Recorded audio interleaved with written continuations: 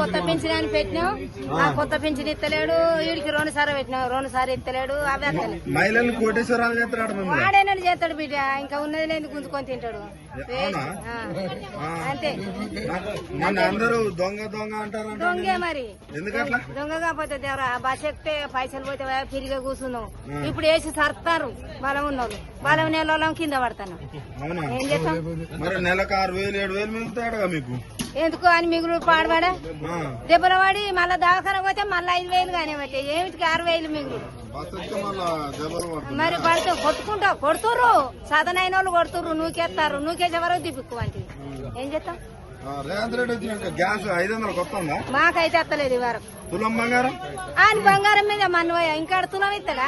ఇంకా అప్పుడన్నా 1,16,000 ఏమో వచ్చినాయి.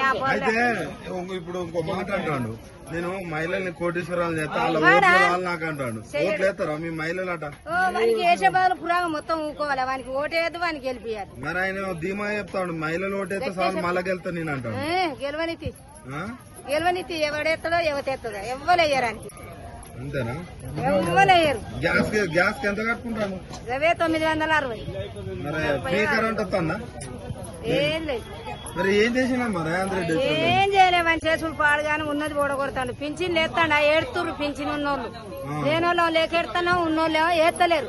వాడు ఎత్తలేడు, వీళ్ళు తింటలేరు.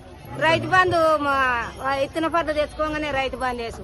ఇప్పుడు అసలు రైతు బంధు బంధు. రైతు 15,000 అన్నాడుగా. తినాలి కానీ వాడేమెత్తాడు. ఇక తిట్టుడు లాభం లేదు.